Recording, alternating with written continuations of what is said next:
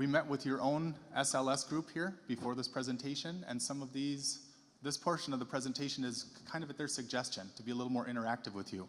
We're going to, as we go through this presentation, we're going to tweet out to you some of the information so that if you want to double check it, go ahead. In other words, we're going to put our money where our mouth is in this program. A lot of the issues that you're facing and the decisions that you're making are because you think you know something might be safe, this is okay, this won't hurt me. I think that you're getting bad information. So I'm going to give you some of my information and you research it. See who's telling you the truth. So what we're here today, Mr. Bain and Mr. Snell and I are here to talk to you about the consequences of bad decision making. And our theme today is the bad decisions regarding marijuana usage and what that can do to you. So briefly, before we do the question and answer and the talking, I'm going to tell you, and you can research it, that the marijuana industry and the marijuana lobby is the one who is telling you that marijuana is okay. Why are they doing that? Because they are multi-billionaires who are going to make more billions every single state they can get marijuana legalized. And they got a plan. Their plan is to make more marijuana stronger so that it can become more addictive, just like nicotine. In fact, marijuana in Colorado, who has recreational marijuana and was a platform where the billionaires got that state to go to recreational over their plan, they've increased the intensity and the strength of marijuana 155% in the 4 years between when they got medical marijuana established and then they got to recreational. 155% stronger. That's what makes it addictive. In Colorado, 66% increase in teen counseling due to marijuana addiction as soon as it became recreational. 1 in 6 teens are addicted to marijuana. You have all been told, I'm sure, or you think you've heard somewhere, whether it's on social media, that marijuana is not addictive. Wrong. That's just me telling you, but I put my money where my mouth is. Check it out. It's just a plant, right? That's what the marijuana lobby is going to tell you. Well, so is hemlock. Does anybody know what hemlock is? If you eat hemlock, you will die. Opium, heroin is a plant. Saying something is a plant, therefore it must be okay, is like the dumbest thing I've ever heard, and yet everybody says that. I can't tell you how many defendants come and say, well, it's just a plant. It's no big deal. This is part of how they make it stronger. Okay, so you want to get dumb, smoke some weed. That's how it works. This is the math. This is the stats. If you smoke marijuana in your life 3 times a week, you're going to lose 10 IQ points. You know what the difference of 10 IQ points is? 10 IQ points from Einstein makes you a regular dude. Here's a study. This is the truth. If you want to talk about getting a college degree, if you smoke marijuana 400 times in your life, the chances of you getting a college degree is 3%. 3%. Makes you dumb. The marijuana lobby wants to make more billions. How do they do that? Well, they have to start getting all of the young people on the program. Got to get them going, just like tobacco did. Everybody knows tobacco's bad, right? Who thinks tobacco's safe? Anybody? Okay, it's not safe. Neither is marijuana. They do it by putting Santa Claus on the advertisements in Colorado because they want the kids who are 5 and 6 who really like Santa to grow up to be pot users so they can sell them weed and make billions of dollars. That's the truth. They advertise with cartoons. They advertise with soda pop. They advertise with candy bars. Why do they want to do that? They want to sell you candy bars.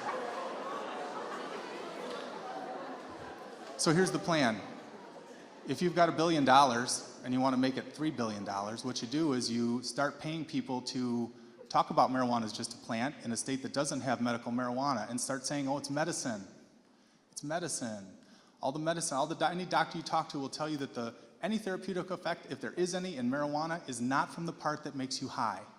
The tetrahydrocannabinol, the THC, that's the part that makes you high, has no medical benefit of any kind. It's a lie. So what they do is they start off, they say, okay, let's get it to be medicine. We can get it to be medicine. We'll get a whole bunch of buildings in place so that we can then sell it to all the young people that we use the Santa Claus ad on about 10 years from now. And that's exactly what they did. That's what they did in Colorado. It's about a 10-year plan. It's working in Michigan too. We have medical marijuana now, right? How about this for a prognostication? They've been trying, they've been pushing, they've been using their billions of dollars to try to get it on the ballot. It's on the ballot this year. So the plan's working. This is what happened in Colorado. In Colorado, they got their infrastructure built with their medical facilities, so they have places to distribute weed and make their money.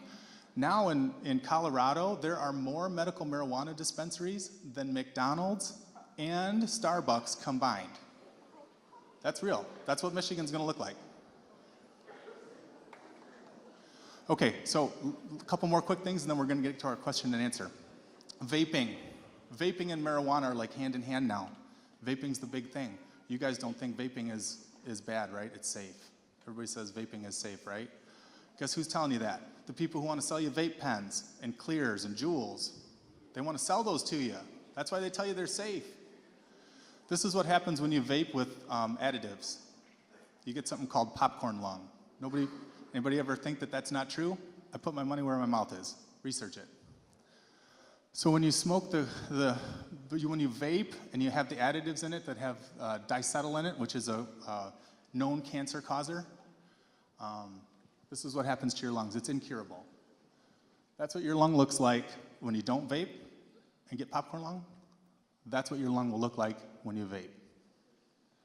That's what a healthy lung looks like. That's popcorn lung. That's popcorn lung. That will kill you.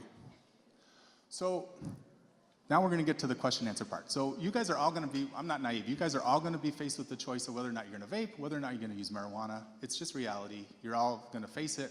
It's going to be at parties. It's going to be at home. It's going to be all over the place. And you just have to make the call. But we're here to talk to you about what happens when you do. So go ahead, Mr. Snell. Do you have anything, any experiences you'd like to share about people who've made the wrong call, made that bad decision to? One of the things that struck me this morning is the gentleman who almost got off probation as a police officer, and all of the training he had to go through, and he made the mistake of making a horrible decision on St. Patrick's Day and getting arrested for drunk driving. In my line of work, I see more and more cases involving driving under the influence of marijuana. And like the judge said, everybody's like, hey, it's no big deal, it's no big deal. Well, it doesn't matter if you have THC in your system or a high concentration of alcohol. You kill somebody, you're still going to prison. And again, it's the bad decisions you make. Could be with you for the rest of your life, just like the gentleman who lost his job as a police officer. He'll never be hired again in that position. So all of a sudden, after 22 years of having a goal, the goal is taken away from him over one morning of drinking after work. And the decisions you make even at your age with social media and everything else that goes on, that can follow you. It can keep you from getting into college. It can keep you from getting a job. Even jobs these days for you kids, it's tough to get. So you got to be careful what decisions you make, because you might think it's no big deal, but the guy who you run into who may not live from that, it's a big deal to that family as well as your family. How about you, Mr. Bain? Anything you'd like to share with the kids about Yeah, what just happens a couple when somebody things. We comes saw to the your one office? guy that I was representing this morning. He's 28, been smoking dope since he was about 15, and he's working at a car wash.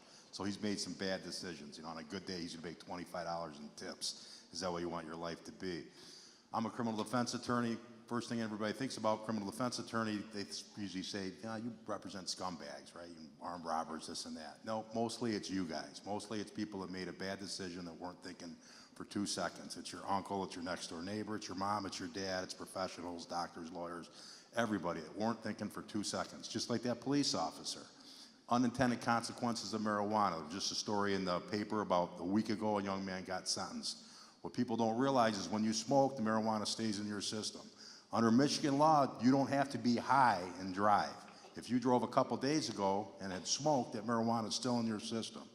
If you go through a stoplight, if you go through a green light and some old lady's coming through a red light and she T-bones you and she flies through the windshield and she gets killed because she's 80 and blew the red light, it's your fault. You go to prison. There was just a case 2 weeks ago, the kid got sentenced. A kid was on a pretty good track. I think he was going to a Catholic school. He's driving downtown one morning, comes around a corner, there's an accident. At that accident, 2 other people had gotten out to help the first accident, basically. There was a doctor and another young man on the side of the road. This kid comes around the corner. By all accounts, he wasn't driving that bad. He didn't do anything wrong. He just comes around the corner. There's basically an unavoidable accident, and he gets in another accident, and he hits the doctor and this other young man. Doctor's dead. The young man lost his leg. Kid was not high when he was driving, but he went to prison for 5 years because he was in that accident and he was behind the wheel. When he set that car in motion, that was the bad act, because he set the car in motion and had been smoking maybe 10 days before. But there was enough in his system to make him guilty of that offense. Does anybody have any questions about any of the cases that you saw or anything else that anyone has talked about so far? Anybody? Any questions? No? Okay, so what we're here at, we're asking, oh, you have one. Okay, what's your question?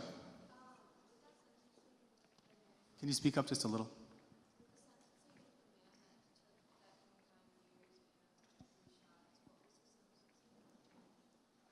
The man who took the 5 years and the several shots? I gave him a period of probation. I believe I gave him 5 days in jail. I can't remember, to be honest with you. Isn't that a sad thing? I see that so often that literally I've already forgotten what I did 5 minutes ago because I do it every single day. But I do remember the man, yes. He was very honest, I thought. That's probably true about how much he drank, about 12 drinks, I think. Go ahead.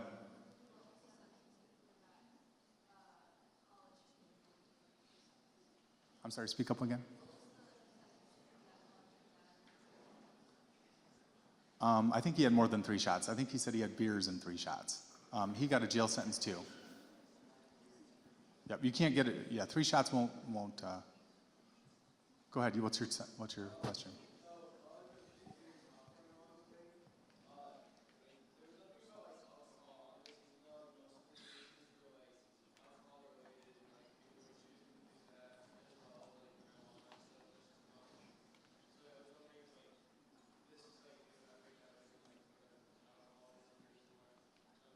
Do you see, Mr. Snell, Mr. Bain, are you guys seeing more marijuana cases than you used to, do you think? I'm seeing more driving under influence of marijuana cases than I used to. I agree. We're seeing, I believe, more marijuana cases with driving. And the police now are being better trained as far as drug recognition experts on the road. One of the differences that we have in law enforcement is you can't, right on the side of the road, pull the person's blood to see if there's THC in it. And we're going through different programs to come up with a method where it will be similar to what we do in drunk driving cases, a breath test. There's some pilot programs in Michigan that are going on right now, but if the voters say we want to have recreational marijuana, I can only see the number of drunk driving under the influence of marijuana cases just go skyrocketing. And to be honest with you, the THC in all the marijuana now is so high that when a police officer walks up to a car, if you've smoked, and even if it's not in the car, they can smell it on you because it just gets on your clothes and it permeates everything. Yeah, so the cases that we had today, almost all of them had a dual background of alcohol and marijuana, but every single one of them had a history of using marijuana and substances, most of them at a young age. Did anybody hear? Some of those people were starting at 12 years old. And you may think to yourself, oh man, that's funny, or that's not true, but it is true, it's real, that's a real person. And whatever her life circumstances were that led her to that, I mean, is it any better to start at 15? No. Go ahead, what's your question? They tell, when they meet with their probation officer, they talk about all that. And the probation officer writes it down because that's part of what I need to know when I decide whether they need counseling or whether their defense attorney wants to have them go to a program to try to get some help. It's just a fact. If you start young, it affects your brain harder.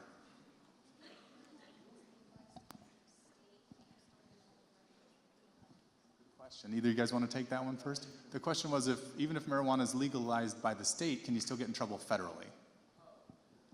That's a prosecutor question. You answer that.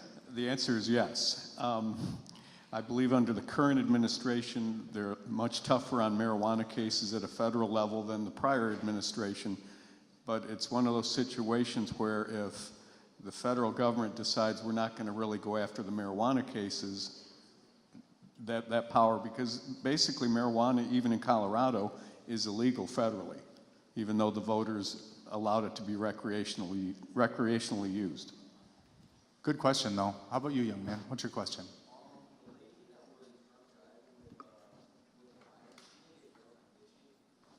She did not, because it was her first offense related to that, and then she entered a sobriety court program, which is a really, really intensive program whereby you're going to court, you're seeing your probation officer once a week for about a year, you're going to court 2 or 3 times a month, you're testing every day, you're going to AA every day, so it's almost, in some terms, worse than a jail sentence, but the courts give you a break on that because when you're willing to enter that treatment program and you're making legitimate efforts to help yourself, in that instance, the court's gonna work with you and try to help you help yourself. And the court's only gonna put as much effort into you as you put into yourself.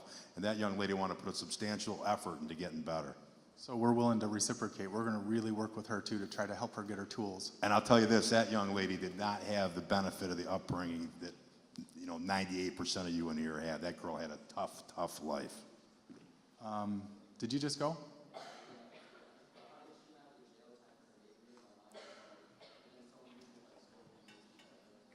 Well, fair question. The reason that she didn't is because when we identify certain people who are much higher risk, okay, so she has a much higher risk, to be honest, of recidivism. You know what recidivism is? Doing another crime. And I can only put her in jail for a fairly short window. And the studies have said that if you take a person who's very high risk like that and you just give them a little jail sentence, the odds of them breaking the law again are like almost 100%. So we're gonna put her through such an intensive and rigorous program to try to help her, but the goal of that is to stop that recidivism. And I can take 2 years with her to try to help her get herself under control. It would be real easy for me to just give her a jail sentence and be done, but for the community's sake, that's not gonna fix the problem. So that's why we spend all this extra time and effort to try to help people who are really sincere about it, because the jail just won't be effective. Now, like the other people, like if I take a young person, like a young person that was here, a shoplifter, and they go to jail, trust me, you can ask your court liaison officer, or I'm sorry, your school liaison officer, jail's no fun. Going to jail when you've never been there before, that lady's been to jail before, by the way. Going to jail before, when we've never been there, is terrifying, on purpose. So you don't want to go back, that's the whole point. So those people, when I gave them 5 days, I've made the decision that they're not going to come back because that's going to impact them so much that they're not going to want to do it again. But that wouldn't work with that other lady, and that's why. Good question. Go ahead, sir.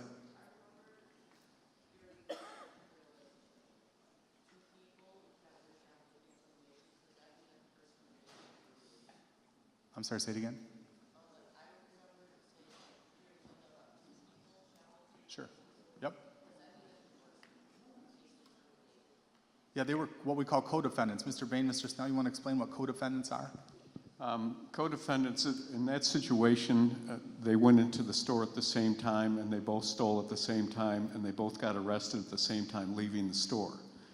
So as a prosecutor, we would end up charging both of them, and as in this case, they both got convicted and they're serving their sentence. So I guess what you need to take from that is when you're pressured by one of your friends to do something that sounds kind of foolish, you might want to think twice to what happened to those 2 ladies, because you could be found in a lot of trouble if you decide, hey, he's doing it, so I'm going to do it too. All right, we'll take one more question, then we're going to turn it over to the next speaker. Go ahead. That's you. Yep. Say it again.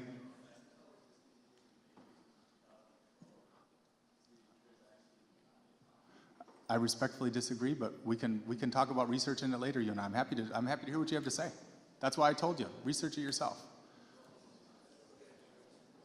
Go ahead.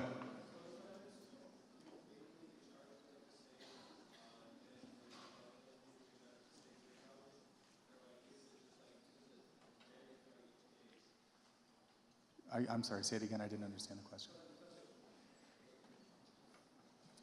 The 2 people, if they do the crime at the same time, can they both be charged? Is that the question?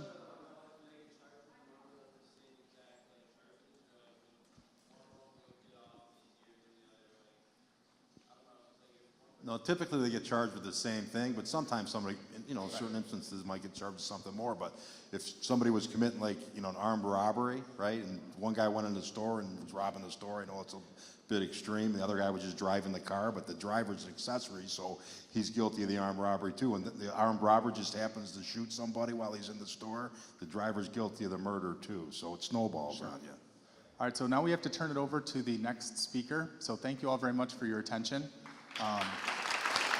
Okay, so I have to be honest, sitting here, listening to these cases and these stories was very hard for me. And it was very personal for me. And after I tell you my story, I think you'll understand why.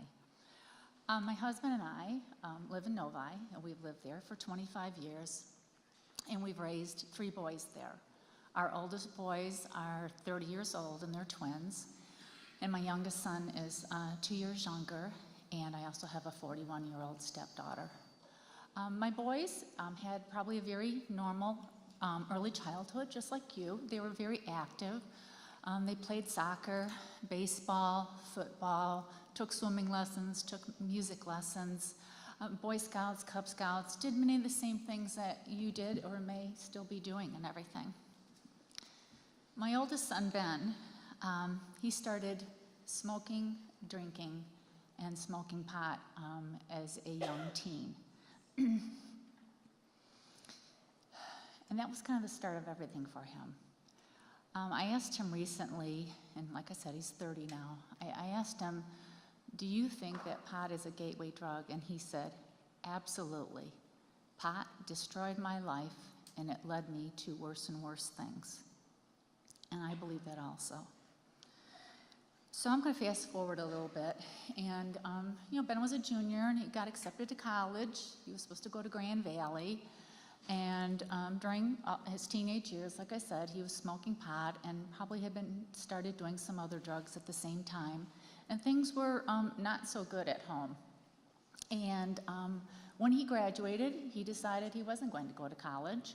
And he didn't like the rules we had at home. So he moved out. We didn't see Ben for about a year.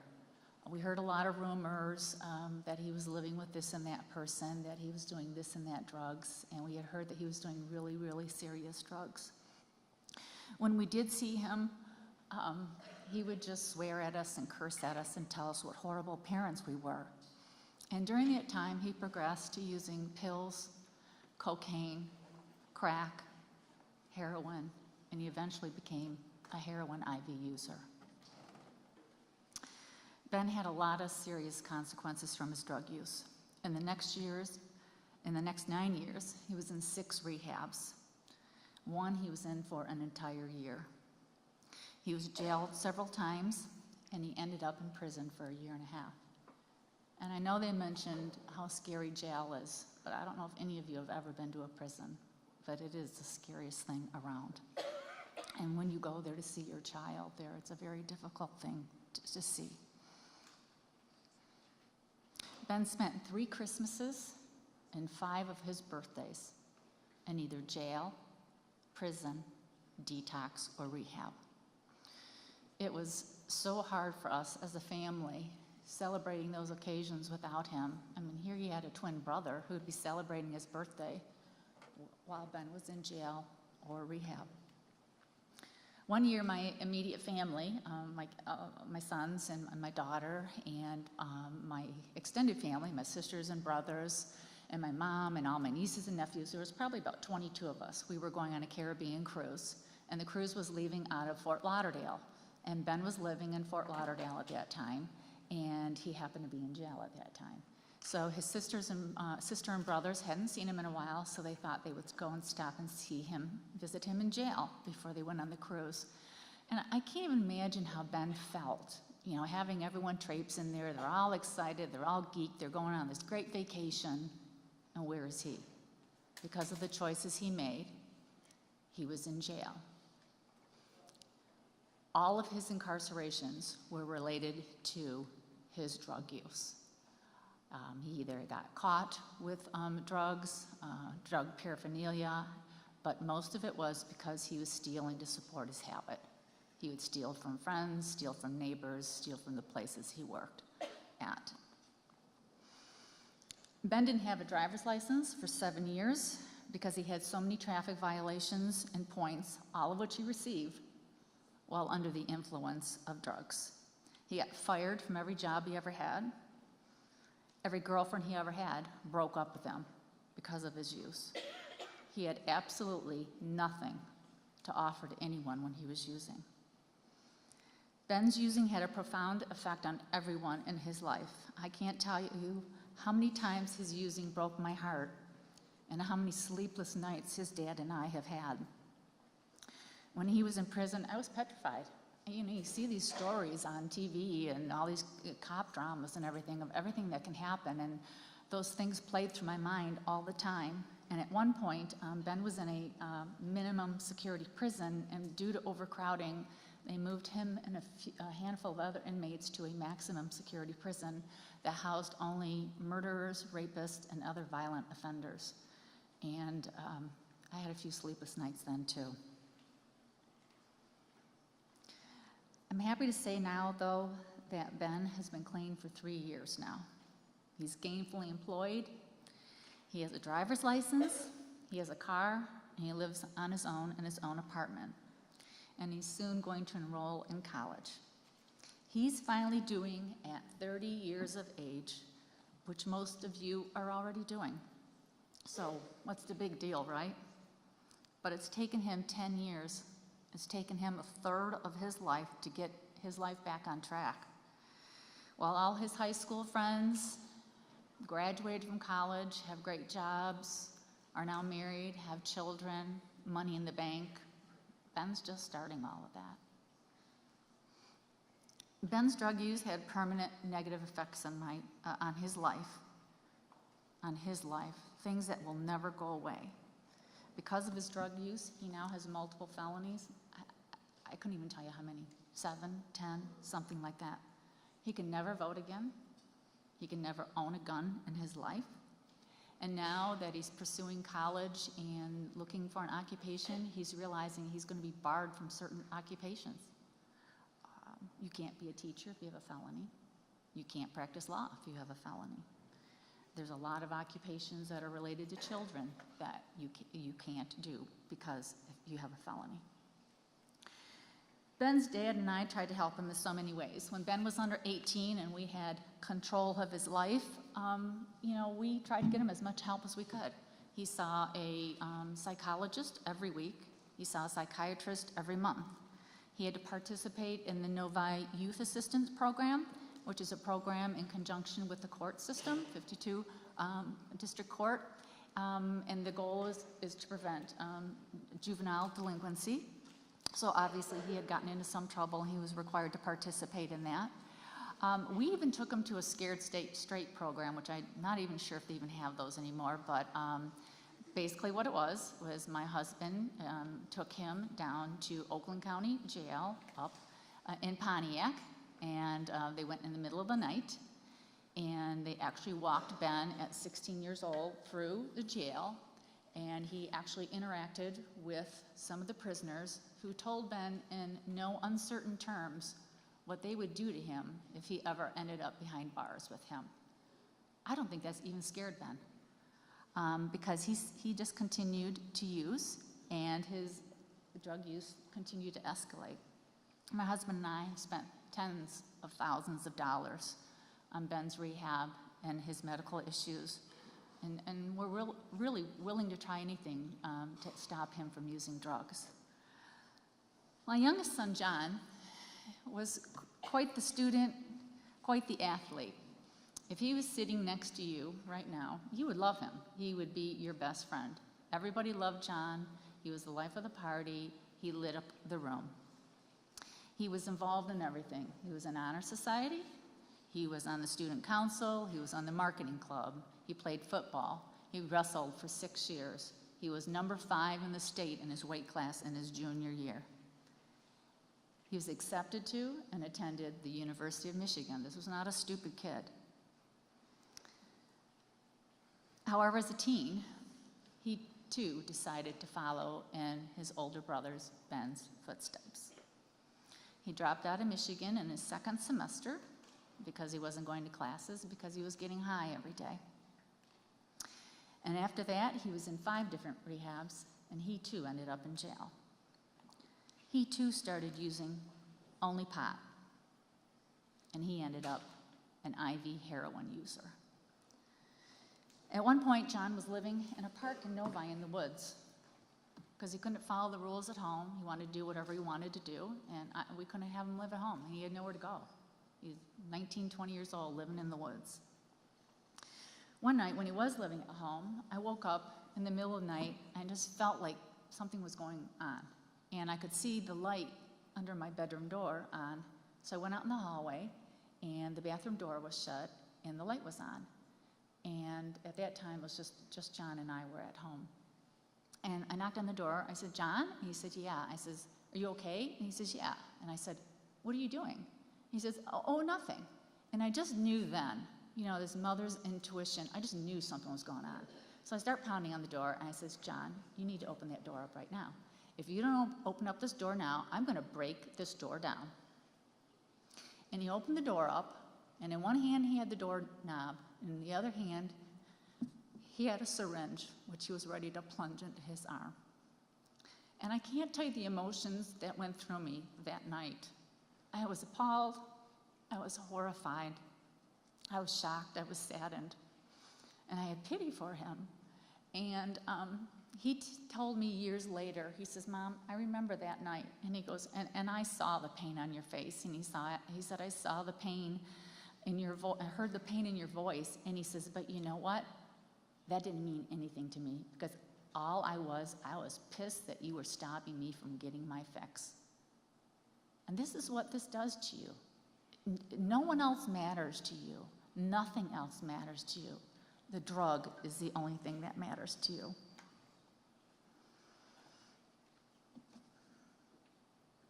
That's how strong these drugs are. They won't stop at anything. Both my boys tried to stop using numerous times, and it was very hard. I remember Ben coming home once in really bad shape and saying he wanted to stop drugging, and would we help him detox, that he had detoxed himself before and he wanted our help with it. That is a horrible thing to watch. He's vomiting, he's sweating, he has chills, he has massive headaches, he's incoherent. We had to take his car keys away from him because we didn't want him to get in his car and take off. My husband and I took a couple of days off so we could be with him 24/7 to monitor him. But through all that time, like he said, he goes, "I would have done anything to stop that pain, to stop that withdrawal." And that, again, is how strong this really is. John eventually got sober at the age of 20, and he was sober for 2 years. However, after that time, he convinced himself he didn't have a drug problem anymore. So he went back to using, and he says, "I'm just going to start using pot. That's all I'm going to do." It eventually led him back to heroin. When you start using drugs, it really messes up your head and how you think. You think you're invincible, and you think nothing bad can happen to you. You think there's no negative consequences, but that is so wrong. After John started using again, he had a friend that lived out of state and went to college. And they had this brilliant idea that John was going to buy a bunch of drugs and drive it down to college, and the two of them were going to sell drugs on campus and make all this money. So John loaded up his car with drugs, then got high, then got in his car, and sped down the freeway. And what do you think happened? He got pulled over. He got pulled over for speeding. They found all the drugs in his car. He had so many drugs in his car, he was charged with intent to distribute, which is prison time. Luckily for John, the charges were reduced. I think he had a maybe kinder, gentler judge, maybe than Judge Reed's, I don't know. But he paid some hefty fines, and he was put on probation, but he too walked away with 3 felonies on his record. After that, John's life really got out of control. He couldn't find a job because of his felonies, so he decided to move out of state. He thought he could run from his problems. He thought he could run from his drug problems, but you can't. He moved to Texas, and then he moved to Chicago, constantly running and constantly using. When he moved to Chicago, he started using heroin again, but he was only smoking it and not shooting it up. He was very proud of that fact, too. When I found out that his roommate was smoking heroin, John told me, "Mom, you can't die from just smoking heroin." Last April, we received a call from John. He was hallucinating, and he was hearing and seeing things. He said, "Mom, I'm walking down the street, and everyone's talking about me. They're all whispering behind my back. Everyone's taking pictures of me. The person across the street from me in the apartment on the 12th floor is taking pictures. He's got a telescope, and he's taking pictures of me in my 9th floor apartment." He says, "I think I'm going to jump off the roof of my apartment." And at that point, he came clean with me of everything that he had been doing the last couple years, and I couldn't believe it. I mean, I knew things weren't going well. He lived out of state. He was hiding a lot of it from us, but I was still shocked to hear about everything. But he said, "I've had enough. I need help. I want to get help. I need you to help me get help. Can you come and take me to ER and take me to detox?" So my husband and I drove to Chicago, 4 hours, and it was probably the longest 4 hours of my life. What ended up happening was John would call us like every hour, and every time he called, he was someone else. It was like Dr. Jekyll and Mr. Hyde. First he would call, and he'd be swearing and screaming and yelling at me, and then he'd just hang up on me. And then the next hour he'd call, and he'd say, "Hey, Mama, how you doing? When are you guys going to be here?" And I'm like looking at my husband thinking, what's going on? And then he'd call, and he'd say, "Who is this? Why are you calling me? Leave me alone."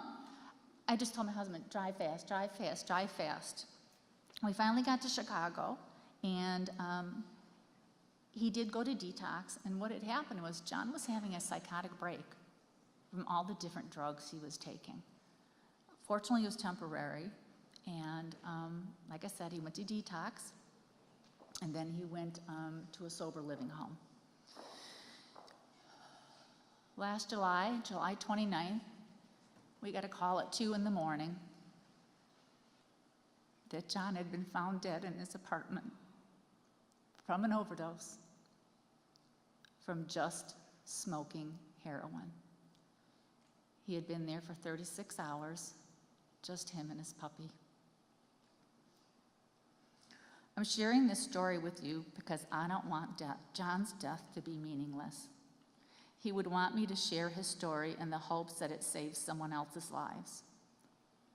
If you are using drugs, please believe me when I tell you it will get you absolutely nowhere.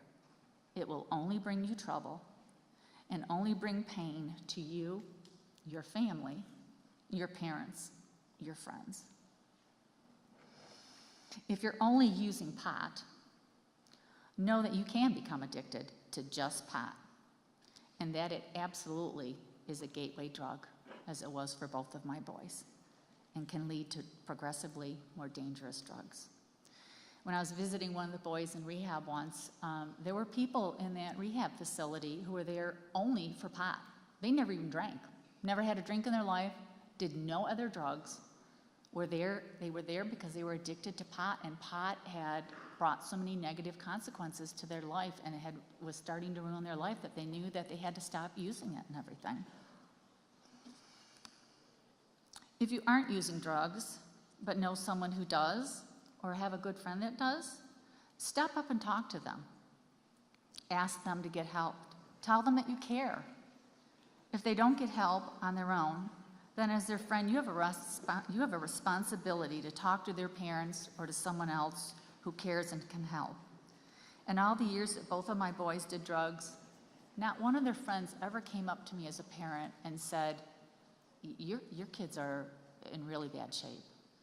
And they had some really good friends. They had good friends who didn't do drugs. They had good friends who really cared for them and really loved them. And that always disappointed me.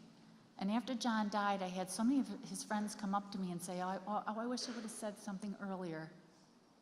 I wish I could have.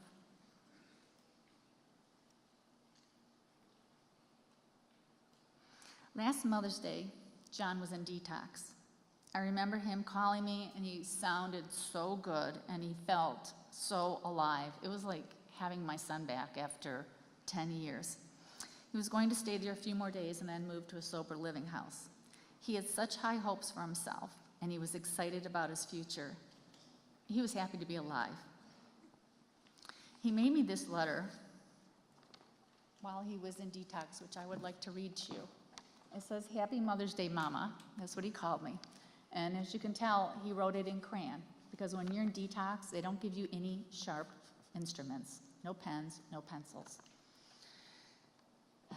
Happy Mother's Day, Mama. I love you more than I will ever be able to express. You really are Superwoman. Without your love and prayers, I am not sure where I would be. Each day I remain sober will not be just for me, but for you and Dad as well. I know I haven't been the easiest son to raise, so thanks for never giving up on me, even when I was ready to give up on myself. I am grateful for you and Dad. Between your strength and the love you share, I'm inspired daily. I'm sorry it took me so long to find the light in God again. Day by day, I plan to live each day, making choices that will make you proud.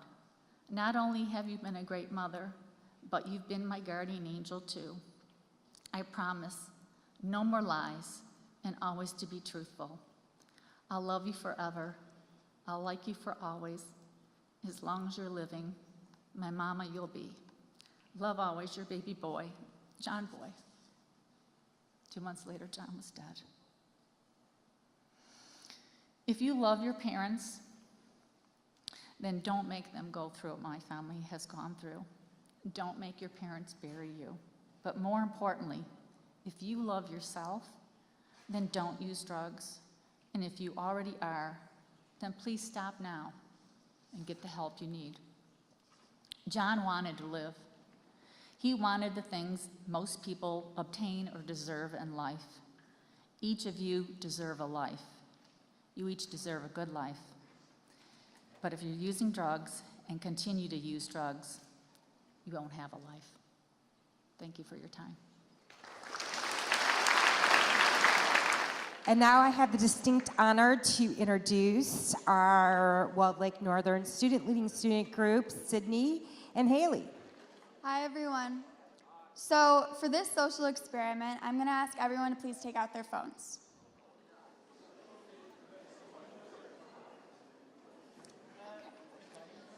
The matter of this experiment is quite simple. When you agree or relate to the prompt, turn your phone flashlight on. Then, once the question is over, turn it off for the next prompt. Please keep in mind that when Haley says the word drug, she means any form of intoxications, which in this case means alcohol or any forms of vaping. Turn your flashlight on if you know someone with drugs on them at this moment. Please turn your flashlight off.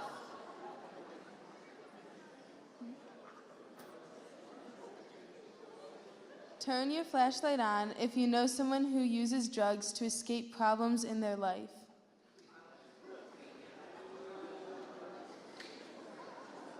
Please turn your flashlight off. Turn your flashlight on if you know someone who uses drugs to fit in.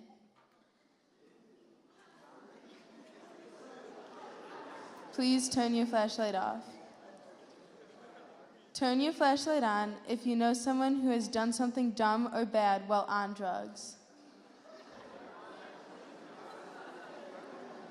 Please turn your flashlight off. Turn your flashlight on if you know someone who would be a better person if they didn't use drugs. Please turn your flashlight off. Finally, turn on your flashlight if you know someone who has had drug use get in the way of their goals, whether this be with sports or academics. Please turn off your flashlight. Thank you.